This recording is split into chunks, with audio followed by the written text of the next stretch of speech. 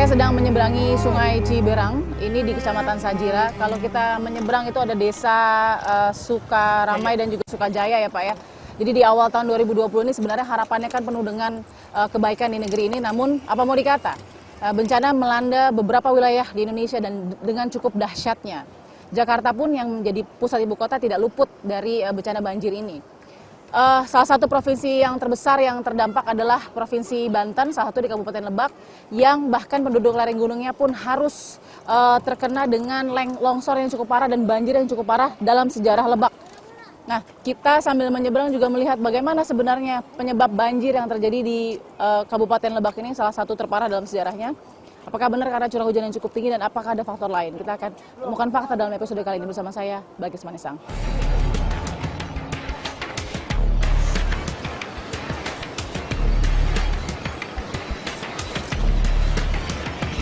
Ini lumpurnya dalam ini.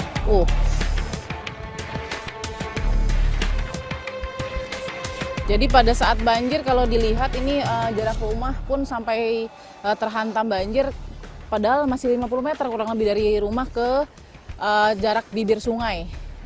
Jadi bisa terbayangkan seberapa besar debit atau volume air dan dicampur dengan tanah yang akhirnya menjadi lumpur yang menghajar atau menghantam kemudian rumah-rumah di sini. Kalau di sini dilihat saja sudah ada 5 sampai 6 baris petak rumah di sini ya. Jadi rumah yang di sini saja sudah habis terhantam oleh dahsyatnya banjir dan longsor.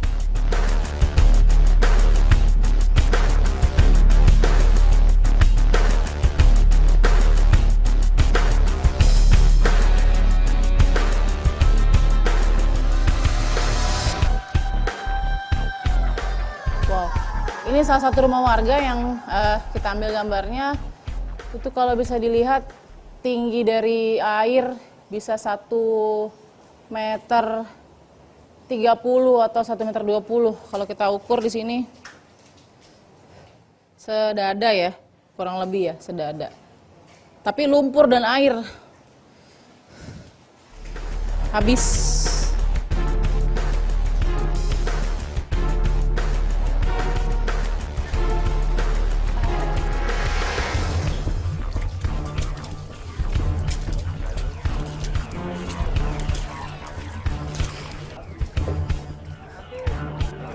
Ibu rumahnya yang mana, Bu? Yang ini. Oh, alhamdulillah udah bersih ya, Bu. Namanya Bu siapa? Iya. Ibu siapa, Bu, namanya, Bu? Ibu Surya. Ibu Surya, ini rumahnya? Iya. Udah lumayan bersih ya, Bu ya? Ya udah anak-anak di sini tiap dibantu. hari dibantu anak-anak air dari situ dari sumur. Iya. Apa, Bu, yang rusak di dalam? Semua nggak ada. Semua rusak. Iya, lemari-lemari sewarema udah di sana dibuang. Ini pakaian nggak ada, makanan nggak ada. Saya nih sakit. Sekarang anak saya sakit di sana. Sakit apa, Bu? Sakit panas, batuk-batuk panas. Saya juga sakit pinggang saat ini. Udah ini. Ibu di pengungsian atau di sini? Di pengungsian. Tapi bolak-balik ke sini? Iya. Buat bersih-bersih? Iya. Karena bahaya, misalkan mau direlokasi atau apa, kira-kira Ibu gimana? Kan di pinggir sungai ini. Iya. Gimana, Bu? Nggak tahu nih gimana bagusnya aja. Makasih ya, Bu ya. Iya, makasih ya, Sabar ya, Neng. Bu ya. Iya. Ya, Bu. Oke, jadi masih bersih-bersih. Warga di sini memang berat sekali karena lumpurnya itu bukan lumpur yang mudah untuk dibersihkan. Kalau tidak ada air, maka lumpurnya pun tidak bisa didorong ke saluran yang dibuat untuk mengalir lagi menuju ke sungai. Kita lihat parahnya seperti ini. Masya Allah, jembatan ini Masya Allah.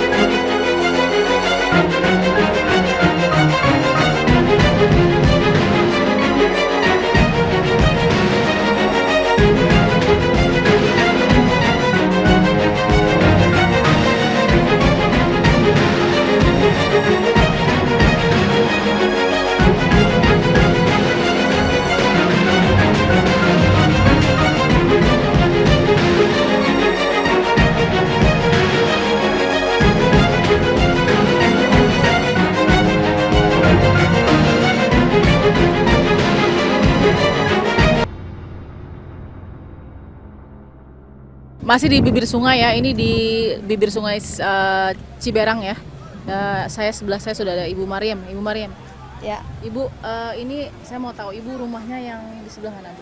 yang sini yang lagi diinjak sama kita. Ini rumah yang sedang kita Ya, di tempat ini yang kita diam ini rumah saya. Habis semua, Bu. berapa luas Bu rumahnya? 500 meter luasnya semua. 500 meter ini. Iya. Ingat nggak Bu posisinya pintu mana? Oh, Kemudian- ingat. Iya. Itu paling depan pondasi buat pekarangan rumah. Iya. Itu peseronda, Iya. itu mangga, ada 2 pohon sukun. Iya. Dan ini depan rumah saya. Iya. Ini Ini rumah. depan rumah? Ini rumah yang pintu depan. Iya. Nah, Ruang keluarga di mana Bu? ruang keluarga di sini. Ini ruang tamu. Itu kamar. Dan ruang keluarga sebelah sini. Ruang keluarga sebelah Habis ada kamar lagi. Sono ada WC, terus dapur, kamar lagi, kamar 4. Pada saat kejadian Ibu lagi di? Pada saat kejadian, alhamdulillah saya enggak lagi di dalam rumah, saya lagi di rumah emak. Lagi di rumah emak. Iya, lagi di rumah emak, lagi nginep di rumah emak di base camp. Saya dipanggil sama tetangga. Terus kemudian Saya kesini nyamperin ke sini, air udah setengah rumah, udah enggak ada yang bisa diselamatin. Saya cuma lihat dari atas. dari rumah Iya, Ibu dari rumah itu tangga. menyelamatkan diri ya. Ah. Ibu ini pekerjaan sehari-hari? Pekerjaan sehari-hari saya ngurus anak, ibu rumah tangga. Nah, ini rumah yang bangun siapa? Ini rumah hasil jerih payah saya kerja jadi TKW selama 6 tahun. 2 tahun saya pulang, Ya. terus istirahat selama beberapa bulan, saya berangkat lagi ke Damam. Terus saya pulang, Ya. saya merit, Iya. terus saya berangkat lagi 2 tahun. Terus saya Jadi pulang, 6 tahun. pulang. Tabung, Tabung. hasil kerja Iya. untuk bangun rumah Iya, ini. 2 tahun belum beres, saya berangkat lagi. 2 tahun saya pengen Bagusin bagusin lagi lagi rumahnya. rumahnya, saya berangkat lagi. Terus 2 tahun lagi saya pengen dapat isi rumahnya, saya berangkat lagi. Sampai saya ninggalin baby saya waktu umur 1 tahun. Saya titip sama emak saya. Untuk menabung, untuk membangun rumah ini. Iya, untuk menabung rumah ini saya tinggalin anak saya yang lagi baby. Jadi ini luasnya 500 meter. Iya. Hasil kerja Ibu Mariam menjadi tenaga kerja di luar negeri selama 6 tahun. Ya, harapan saya mudah-mudahan Allah menggantikan ini lebih dari ini. Amin. Saya sabar dan saya ikhlas. Allah pasti punya rencana yang lebih bagus dari ini. Nggak apa-apa, Bu, saya ikhlas. Harapan atau Harapan mungkin untuk kepada kedepannya. pemerintah mungkin bisa disampaikan di sini. Ya, harapan untuk pemerintah Ya. mungkin mudah-mudahan pemerintah dapat melihat keadaan seperti ini. Ya. Rakyatnya yang kena bencana, saya mohon bantuannya dan mohon gantinya. Meskipun tidak semua yang kita bangun seperti inilah, mungkin separuh-separuh gitu lumayan. Iya. Buat ganti, buat menghibur hati kita hasil kerja saya gitu, hasil kita kerja semua. Kalau nanti diminta untuk direlokasi, Ibu Mariam mau nggak Bu? Mau. Asal ada tempat yang layak untuk dihuni dan Iya. dibantu bangun. begitu, Iya, Bu, ya? mau. Karena di pinggir sungai pasti ada trauma juga Ibu. Ya, kalau di sini saya trauma nggak mungkin. Saya nggak mau lagi di sini trauma kejadian 2 kali. Karena ini air sering banget bengkak. Oke. Tapi Karena- ini yang paling parah Tapi dalam ini sejarah. pertama kali. Kalau bengkak air tuh tiap itu juga sering ya, Bu. Cuma kalau naik pendasi belum pernah. Karena itu pendasi tuh tinggi banget, kuat banget. Di situ juga ada pohon gede-gede. Iya. Waduh, sekali ini air naik ke atas. Jadi itu harapannya ya kalau Ya. relokasi. Terima kasih. Ya. Semoga tetap sabar ya Bu ya. Ya, makasih, Bu. Mudah-mudahan didengar suaranya oleh pemerintah. Terima Jadi, kasih. Kabupaten Lebak salah satu yang terparah di Provinsi Banten ini. Iya. Bisa diprioritaskan juga ya Bu. Iya. Makasih Bu ya. Iya, makasih, Bu. Kita akan temukan fakta berikutnya.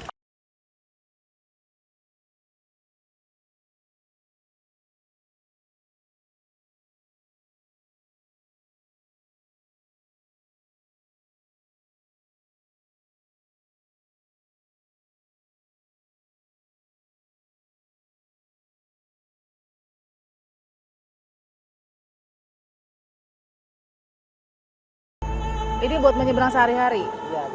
Sama ini yang di atas ya Pak ya? Ya, ini untuk kita logistik. Jadi barang-barang ini akan diantar dari atas ke bawah. Karena kalau membawa dengan perahu karet cukup bahaya dengan arus yang sangat deras. Oke, jadi ada 2 alternatif ya Pak ya. Mohon maaf tadi namanya Pak siapa? Susanto. Pak Susanto nih dari BPBD Tulungagung. Tulungagung ya. Jadi posisinya kalau mau kasih bantuan itu meskipun ada perahu karet nggak bisa pakai perahu karet. Ya, kita mengedepankan safety first. Jadi lebih baik menjaga keamanan. Oke. Jadi barang-barang kami siapkan dari atas untuk ke bawah dimasukkan ke pos. Menggunakan Flying Fox ini ya. Betul. Oke. Ini ya Pak ya salah Ya, satunya ini ya. salah satu untuk mendropping Bantuan ya. itu. Yang Karena terlihat. cukup banyak bantuan yang tidak bisa masuk karena derasnya. Bisa lihat ini. Dan ini setiap jam 12 ke atas sampai malam, Ya. air akan pasang. Sungai ini akan pasang. Dan kemudian ini sangat berbahaya kalau ada orang yang minta diseberangkan. Oke. Dan yang tadi tetap kenali ancamannya hingga kita bisa mengurangi resikonya. Oke. Itu. Terima kasih Pak Susanto. Siap. Saya ada di markas Batalion Mandala Yuda Cakra di Kabupaten Lebak, Provinsi Banten, dan kita akan menuju ke desa terisolir yang belum bisa mendapatkan distribusi bantuan. Kita akan lihat seperti apa dengan jalur udara. Kita akan menuju ke desa terisolir di Gunung Julang yang kita akan distribusikan bantuannya. Bantuan logistik. Apa saja Pak logistik yang disiapkan? Yang kita bawa saat ini ada genset, Ya, terus ada makanan siap saji dan juga ada kebutuhan untuk bayi. ini dengan Kapten Siap, dengan Letnan Glara. Letnan Glara dan kemudian Kopilot. Irwan. Oke, ada pilot dan kopilot di sini sudah bersiap juga, dan ada tadi Pak Budi Siap. dari BPBD ya. Oke, nah ini persiapan untuk terbang apa saja yang tadi diperhatikan? Agak bersabar sedikit tadi ya. Agak bersabar sedikit karena menunggu cuaca karena cuaca di sana sedikit menutup. Jadi kita baru bisa take off sekarang.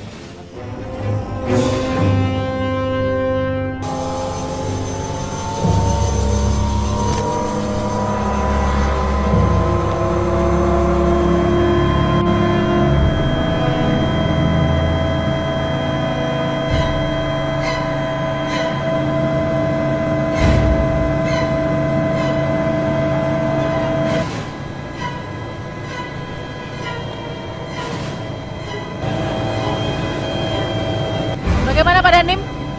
Ya, jadi rencananya kita dropping logistik dulu ke kampung Gunung Julang. Setelah itu nanti dari sini kita upayakan untuk juga bisa melihat Cigobang. Di Cigobang itu tadinya ada warga yang tidak mau turun. Padahal situasinya di sana kurang kondusif.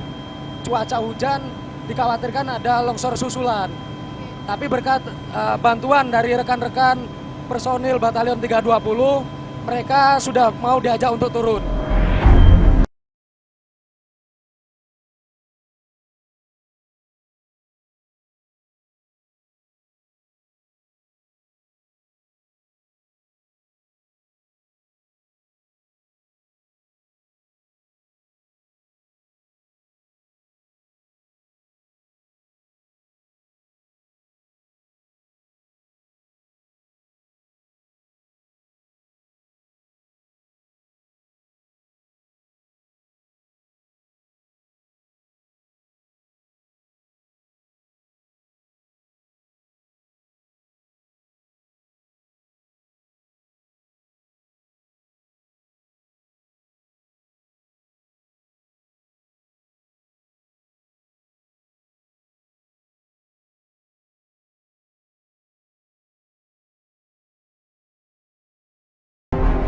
Jadi kalau Anda lihat banyak sekali titik longsor-longsor kecil yang memang menjadi lebih sulit lagi atau membuat sulit medan dari Kabupaten Lebak ini, karena titik-titik longsoran kecil itu membuat aliran-aliran air baru yang akhirnya memberatkan jalur transportasi dari masyarakat. Akhirnya beberapa desa harus terisolir dan terputus dari akses yang ada. Kita lihat.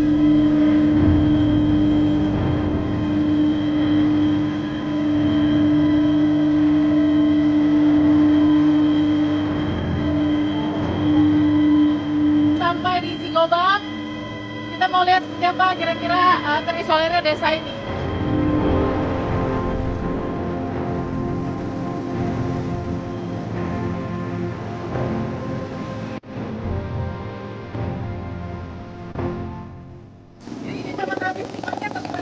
Ya,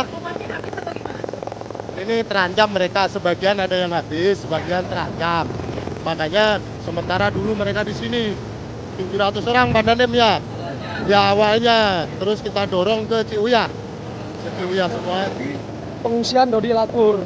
Jadi tinggal bapak-bapak ini yang menjaga barang-barang mereka ada di sini. Ini pun juga ada prajurit TNI di sini 12 Pak. Ya. Seperti masih ada motor gitu ya. Ada motor ya. Namanya Pak siapa Pak? Namanya siapa? Pak Sunario. Ya di sini. Jadi apa sekarang yang dirasakan di sini? Ya nunggu kambing, ternak kambing. Ternak kambing? Iya, anak-anak pada cari umpan kambing. Kan banyak di sini. Ada 30 orang di sini. Iya. Terima kasih ya Bapak ya. Terima kasih.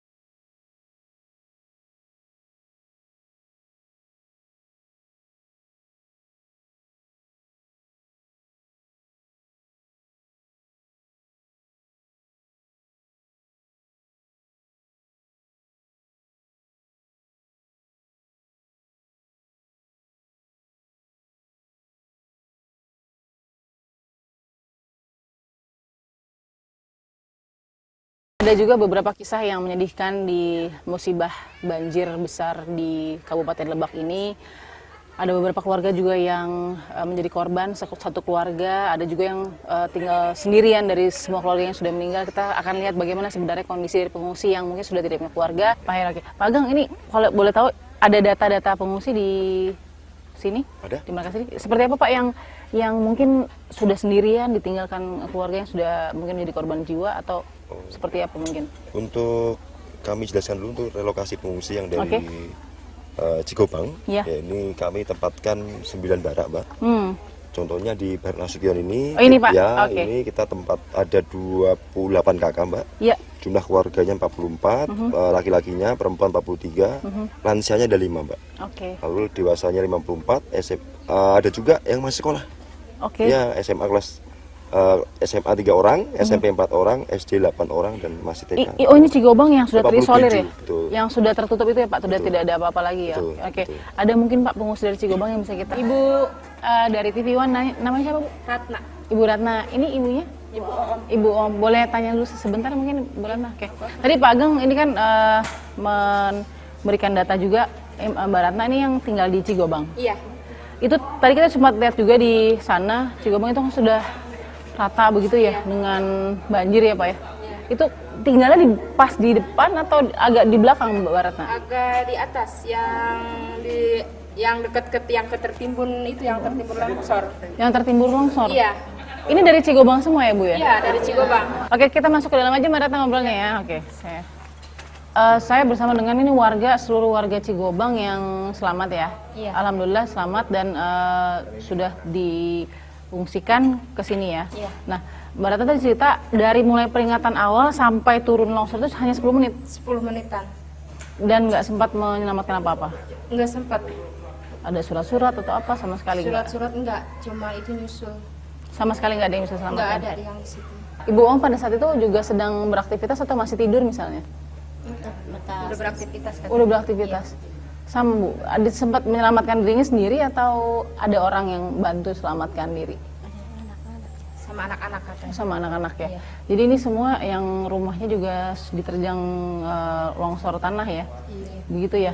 Sudah pun menyangka ini kayaknya sedikit lagi longsor atau? Enggak nyangka sama sekali. Kenapa tidak nyangka? Kan intensitas hujan lebat, terus kemudian juga itu tanah juga banyak bolong ya? Iya, maksudnya nggak nyangka lah. Saya kira mah nggak bakalan gitu sampai ke kampung saya gitu. Makanya saya nggak nyangka sama sekali. Ada korban keluarga menjadi korban? Ada itu satu. Siapa Mbak? Ibu Tini. Ini adik sepupu. Adik sepupu? Iya. Iya, kata suaminya disuruh cepat keluar, dia pengen ganti baju dulu. Udah gitu suaminya keluar, dia udah nggak bisa tertolong, udah tertimbun rumahnya. Sudah keluar tapi tidak langsung keluar. Iya. Gitu ya. Kita turut prihatin, Ibu turut berduka juga, tidak bisa merasakan apa yang Ibu-ibu rasakan, kehilangan rumah tinggal tentunya. Tapi mudah-mudahan selalu ada rezeki ya, Bu. Amin, mudah-mudahan seperti itu. Kita temuan.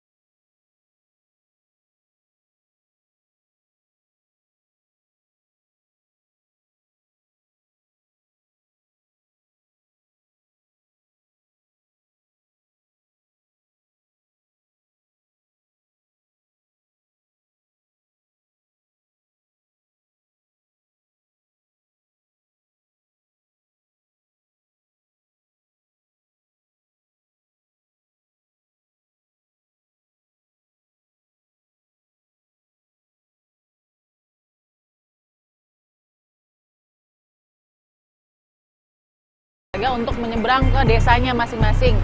Tapi arus derasnya juga masih terasa, jadi kita lihat ini tidak sepenuhnya aman tentunya, tapi paling tidak bisa membantu distribusi.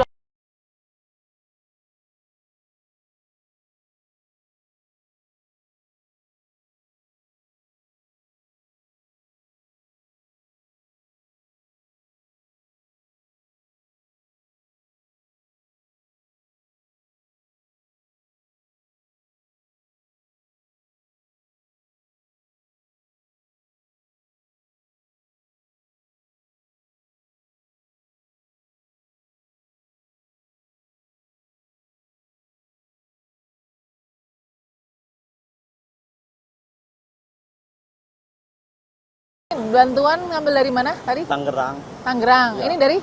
Tangerang sama. Tangerang. Tadi diantarnya sampai mana? Sampai Kampung Banjar. Banjar doang. Dari ujung situ berarti ya? Iya. Sampai masuk ke posko. Posko. Ini saya mau tanya dulu, ini kan jembatan putus. Iya. Jembatan desa Banjar Irigasi ini kan putus. Tadinya airnya itu bukan di sini ya? Bukan, airnya di situ tuh. Yang di tempat kering? Iya, belah sana. Jadi ini pindah. perumahan, Ini perumahan semua. Ya. Jadi airnya pindah ke arah perumahan. Ke arah perumahan.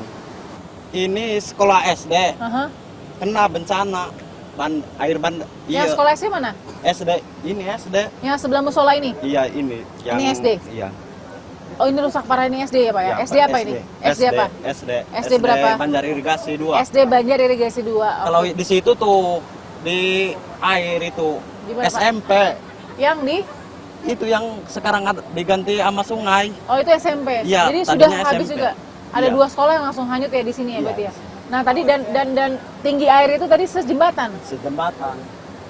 Masya Allah, ya udah. Kalau gitu makasih Bang ya. Kita mau lihat lagi bagaimana kondisinya ya pasca turut prihatin ya Mas ya. Silakan.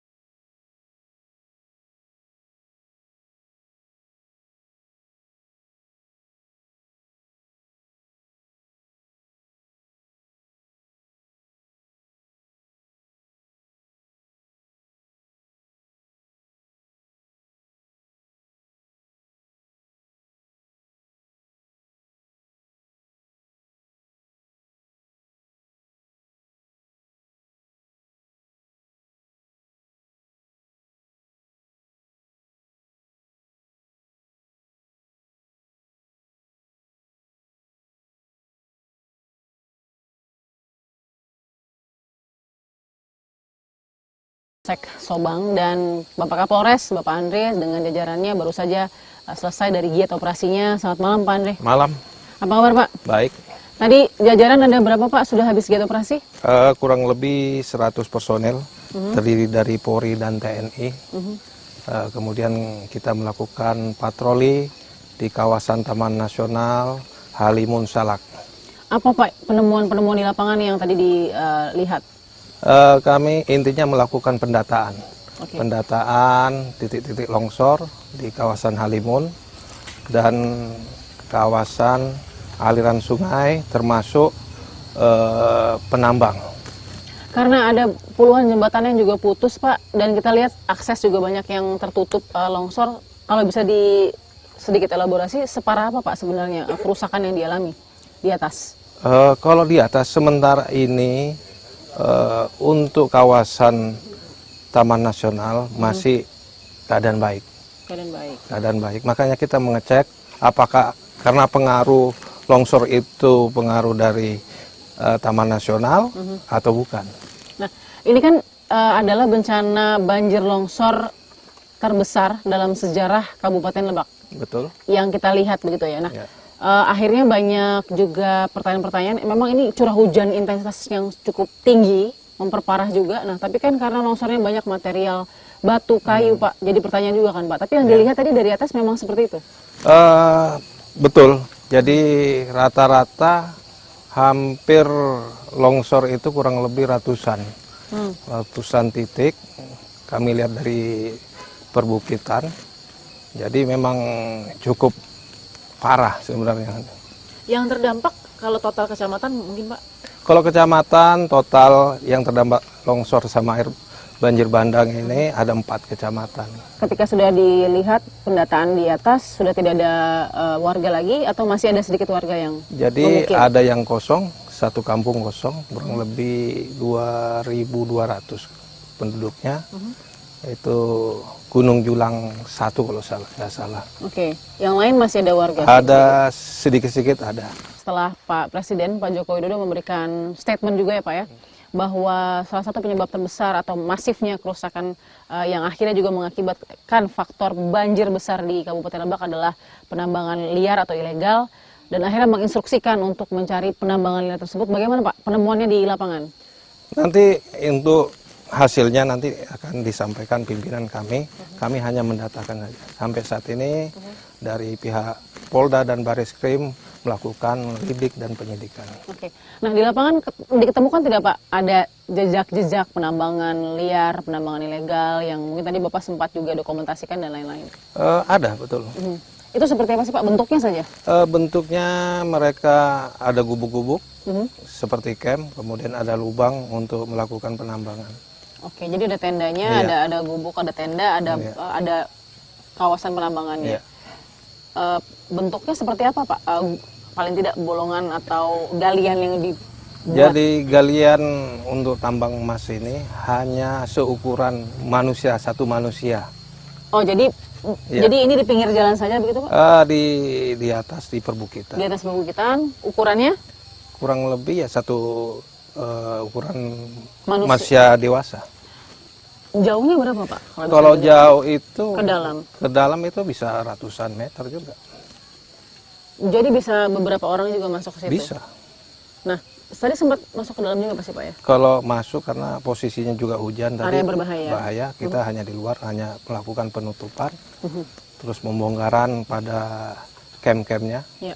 Secara pendataan yang tadi Pak Kapolres lakukan, ditemukan ada berapa Pak lubang penambangan ilegal dan liar? Tadi ditemukan hanya sementara ini 2 titik. 2 titik camp, tapi lubangnya ada beberapa. Nah ini dipastikan penambangan pasir atau emas atau apa? Kalau dilihat dari lubangnya pasti emas. Emas? Ya. Ada ciri-cirinya Pak? Ya itu lubang. Lubang, tapi ketika dilihat jenisnya itu sepertinya pertambangan emas. Karena itu pengelolaannya juga di bukit-bukit itu. Bagaimana Pak kontur alam setelah ada kerusakan alam karena penambangan, ditambah dengan bencana alam juga yang intensitas hujannya cukup tinggi. Masih aman tidak Pak bagi warga untuk tinggal di sekitar lereng dan lain-lain? Kalau kontur tanah kita lihat memang tanah di daerah Lebak Gedong ini sangat gembur ya. Jadi kadang-kadang kalau kita jalan di atasnya bisa kita tenggelam, bisa sepinggang. Jadi sangat rawan untuk dijadikan tempat tinggal. Jadi tadi juga sempat Bapak dengan tim juga? Iya, betul. Itu semana Pak? Ada yang selutut, ada yang sepa. Tadi Bapak katakan menemukan 2 lubang yang diduga merupakan lubang penambangan tambang emas ilegal atau liar. Itu di desa apa, Pak? Kalau itu di Gunung Julang, di Lebak situ. Gunung Julang, Lebak situ, ditemukan 2 tadi. Iya. Ratusan meter ke dalam dengan lubang ukuran satu ukuran manusia dewasa. Iya. Itu perbatasan dengan Kabupaten Bogor. Perbatasan dengan Kabupaten Bogor. Nah, ini yang membuat bahaya tadi akhirnya kontur dari bukit atau gunung sendiri tidak kuat lagi ya, Pak. Warga diharapkan untuk turun semua untuk relokasi itu bagaimana, Pak, kalau menurut Bapak? Kami mengharapkan begitu, tapi masyarakat banyak yang bersikukuh tetap tinggal di rumahnya masing-masing. Alasannya apa sih, Pak? Ya, untuk menjaga asetnya mungkin. Oke. Nah, mereka bagaimana, Pak, mengetahui bahwa ada penambangan liar juga di situ? Apakah juga karena terdampak akhirnya? Apakah kesal juga atau memang sudah seperti tanda kutip kearifan lokal yang terjadi atau bagaimana? Kalau itu memang sudah kearifan lokal dari dulu. Penambangan liar itu ya. Jadi susahnya mempersuasikan ajakan untuk tidak melakukan seperti apa sih, Pak, kalau kita mau tahu? Kita sudah menyampaikan termasuk ke desa-desa atau perangkat desa. Itu tergantung dari manusianya juga. Kadang-kadang banyak dari luar, bukan hanya dari penduduk. Dari setempat? Iya, setempat. Dari luar, Pak? Artinya dari luar Lebak? Dari luar Lebak. Oke. Bisa dipersepsikan seperti itu karena memang banyak sekali titik yang bisa digali secara liar tanpa pengawasan? Kalau titik itu kita punya hanya 2 titik. Oke. Tapi Bapak juga mungkin curiga ada di bagian-bagian lain? Kita pasti cek lagi karena ini kan hari pertama aja. Betul. Hari pertama tadi sudah bisa menemukan 2 titik ya, Pak? Pak Andri, terima kasih Pak Kapolres sama-sama. dengan kerja keras tadi dengan tim. Kita akan temukan fakta berikutnya. Saya ada di Dodiklapur Kodam 3, salah satu posko pengungsian yang digunakan para warga yang memang membutuhkan pengungsian. Kita lihat seperti apa dan apa saja kemudian yang dibutuhkan saat ini, bagaimana tempat tinggal mereka. Mari Bapak, bagaimana tempat tinggal mereka dan kita lihat apakah ada kepala daerah setempat yang bisa kita tanyakan apa sebenarnya selain dari cuaca ekstrim dan juga kondisi lingkungan yang terjadi dari latar belakang banjir di Lebak.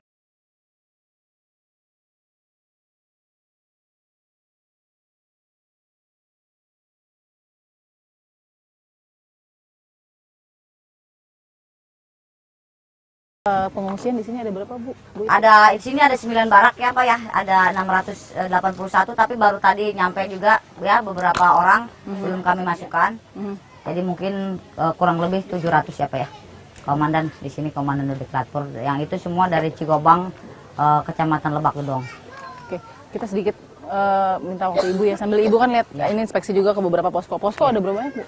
Sekarang ada 11 posko ya, dengan ini dari 6 kecamatan itu ada 11 posko. Di sini mungkin yang paling banyak sekarang ya, Pak ya. Total kakak ada 3.227 ya. Jadi dari 6 kecamatan yang terdampak bencana ini. Yang Ibu lihat kondisinya paling parah tuh beberapa desa apa, Bu, yang menjadi prioritas ya? Ya tadi itu yang terutama yang daerah terisolir ya, terutama di Lebak Gedong. Di antaranya tadi ini yang masyarakat yang kita evakuasi ke sini itu di Cigobang, kemudian juga di Gunung Julang, itu di Kecamatan Lebak Gedong, Desa Banjarsari dan juga Desa Lebak Situ ya. Itu terisolir juga ya, Bu? Ya, tapi memang kemarin kita sudah mulai tim PUPR sudah ke sana membuka jalur di sana ya, ke Cigobang, tapi per hari ini laporan ada longsor lagi gitu. Jadi alat tadinya sudah mau jalan ke Gunung Julang membuka yang ini, Cigobang udah buat, tetapi di Cigobang longsor lagi tadi. Oke. Boleh sambil jalan mungkin? Boleh, Bu ya? ayo, boleh. Kan takut ini. Oke, kita jalan ke sini, Bu. Oke. Banyak sekali titik-titik longsor yang kecil-kecil itu, Bu. Ya, memang di Lebak ini hampir semua kecamatan ini rawan bencana ya. Dan ini rawan longsor dan memang kami setiap bulan juga mengalami bencana ya. Jadi longsor dan setiap bulan, Bu? Setiap bulan kami mengalami bencana, cuma mungkin skalanya. Dan ini skala yang paling besar yang kami alami dalam sejarah Lebak. Dalam sejarah Lebak gitu. Jadi paling besar. Paling besar. Di mana tadi itu kerusakan infrastruktur juga cukup luar biasa yang memutus akses-akses ke wilayah-wilayah atau di desa-desa yang ada di Kabupaten Lebak. Gitu. Sempat estimasi mungkin kerugian infrastruktur yang diterasa untuk Lebak sendiri, Bu Iti? Banyak sih ya, kalau mungkin secara angkanya saya belum tahu pasti ya. Karena tadi itu daerah yang sudah kita buka juga masih ternyata longsor lagi gitu ya. Tapi kalau dilihat dari ruas jalan, ada ruas jalan utama yang memang terdampak dari longsor dari banjir bandang ini, diantaranya amblas ya longsor. Kemudian juga ada 28 unit jembatan, baik jembatan permanen dan juga jembatan gantung, 30 dengan yang milik provinsi gitu. Jadi yang itu terdampak ya? Iya, terdampak dan itu memutus jalur wilayah ya, baik itu distribusi maupun aktivitas untuk sekolah dan lain sebagainya. Kemudian ada 19 sekolah, itu sekolah dasar, SMP, TK, PAUD. Kami belum juga mendapatkan data yang dari madrasah ya. Jadi karena kewenangannya ada di Kemenag, kami juga belum mensinkronkan data itu dengan Kemenag gitu. Jadi mungkin masih banyak belum menghitung pondok pesantren, masjid, sarana pemerintahan, satu kecamatan kami juga terdampak gitu. Dan rumah-rumah terutama ya. Total warga yang mohon maaf Bu menjadi korban jiwa? Ada 11 ya, jadi yang 9 sudah diketemukan, yang 2 diantaranya Rizky dari Bungawari ini, yang 7 tahun belum diketemukan gitu. Oke. Beberapa hari yang lalu kan juga Pak Jokowi sempat katakan instruksikan beberapa hal juga yang menjadi faktor X juga nih, faktor penambah kemungkinan potensi penyebab dari longsor dan juga banjir bawaannya itu kan dari tambang ilegal dan lain. Ini sempat nggak Bu, sudah dicek dan dicek lagi gimana?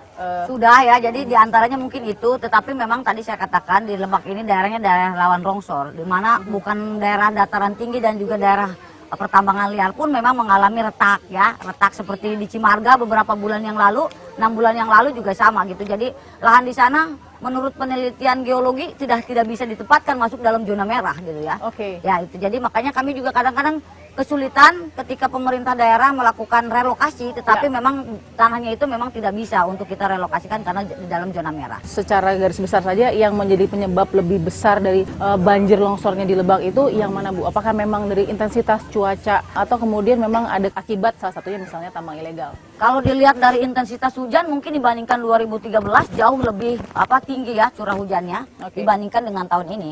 Salah satunya mungkin saya katakan bisa juga dari vegetasi hutan ya. Vegetasi hutan. Kalau dulu kan undang-undang sebelum dialihkan kepada pemerintah provinsi terkait dengan kehutanan, kami pemerintah daerah bisa melakukan intervensi, terutama penanaman ketika masyarakat melakukan penebangan, satu pohon itu harus diganti 5 pohon. Kalau sekarang kan kontrolnya bukan di kami lagi. Ada di provinsi. Bagainya. Jadi Ibu itu sebenarnya berharap itu ada di Pemkab saja ya, biar lebih terlihat di lapangan apa? Ya mungkin kontrolnya bareng ya, mungkin ada semacam apa ya, pembagian kewenangan di dalam penanganannya, karena kami juga sulit untuk koordinasi terkait dengan ini.